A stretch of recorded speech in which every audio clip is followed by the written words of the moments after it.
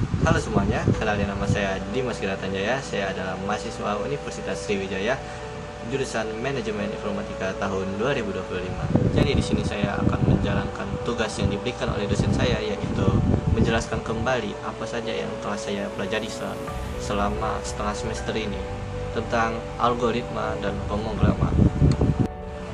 Pertama-tama, saat kita harus mempelajari algoritma dan pemrograman, yang pasti kita harus mengetahui dulu konsep dari algoritma tersebut. Jadi, apa itu algoritma? Algoritma adalah serangkaian langkah-langkah yang disusun secara struktur dan logis serta terbatas untuk menyelesaikan suatu masalah. Misalnya, kalian mau masak makanan yang enak, tapi kalian nggak tahu terus cara masaknya gimana. Kalian pasti bakalan buka resepnya. Nah, resep tersebut bisa dinamakan algoritma karena dia berisikan langkah-langkah untuk menyelesaikan suatu masalah. Jadi, secara sederhana, algoritma dalam pemrograman bisa dikatakan sebagai resep untuk komputer agar dia tahu harus melakukan apa. Tanpa algoritma, komputer tidak akan tahu dia harus melakukan apa. Algoritma memiliki 5 ciri-ciri, yaitu yang pertama adalah terstruktur. Terstruktur berarti langkah-langkah dalam algoritma harus disusun secara berurutan dan logis agar tidak menghasilkan langkah yang ambigu. Yang kedua adalah terbatas, yang berarti langkah-langkah dalam algoritma itu harus memiliki batasan supaya langkah-langkah tersebut efisien. Ketiga, algoritma harus memiliki input seperti bahan-bahan dalam masakan, lalu teks, lalu angka-angka yang mau dijumlahkan. Itu adalah salah satu bentuk input agar langkah-langkah tersebut bisa dibuat dengan jelas dan terstruktur. Lalu yang keempat adalah harus memiliki output. Output adalah hasil dari langkah-langkah tersebut. Jadi langkah-langkah tersebut akan menghasilkan sebuah output, seperti kalau masakan dia akan menghasilkan sebuah makanan dari masakan tersebut, atau kalau dari penjumlahan dia akan menghasilkan hasil dari penjumlahan tersebut. Ciri-ciri yang kelima adalah efektif dan efisien. Efektif berarti solusi yang dihasilkan dari algoritma tersebut harus benar-benar tepat dan masuk akal.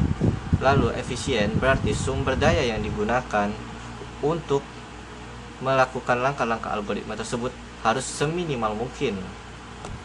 Nah, cara menyajikan algoritma sendiri itu ada 3, yaitu narasi, pseudocode, dan flowchart.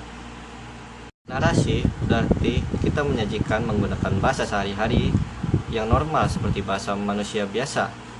Lalu jika kalian menyajikannya secara pseudocode, kalian berarti menyajikannya secara bentuk sintaks tapi tidak terikat aturan sintaks tersebut.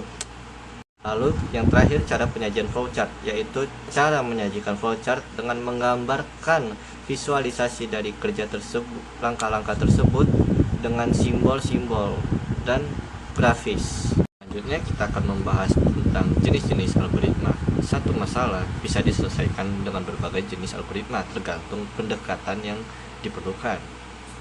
Jenis algoritma itu ada 3, yaitu yang pertama linear, yang kedua percabangan, yang ketiga berulangan. Algoritma sekuensial atau linear adalah algoritma yang melakukan langkah-langkah secara berurutan dari langkah pertama sampai akhir tanpa perulangan dan percabangan.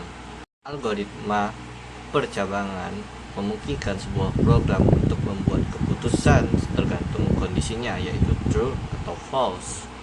Lalu yang terakhir adalah algoritma perulangan, yaitu adalah algoritma yang memungkinkan program menjalankan langkah-langkah secara berulang sampai sebuah kondisi itu terpenuhi. Lalu sekarang kita akan membahas cara untuk merancang algoritma. Nah, dalam merancang algoritma itu ada 6 tahapan, yaitu yang pertama adalah memahami masalah, yang kedua adalah menganalisis masalah, yang ketiga adalah menyusun algoritma dari masalah-masalah tersebut, yang keempat adalah mengimplementasikan algoritmanya, Lalu yang kelima adalah menguji dan mengevaluasi algoritma tersebut. Lalu yang keenam adalah mendokumentasikan algoritma tersebut. Nah, jadi sekarang kita akan lanjut ke konsep dari pemrograman tersebut. Pemrograman adalah proses menulis instruksi kepada komputer agar komputer tersebut bisa menjalankan suatu tugas yang diberikan oleh user.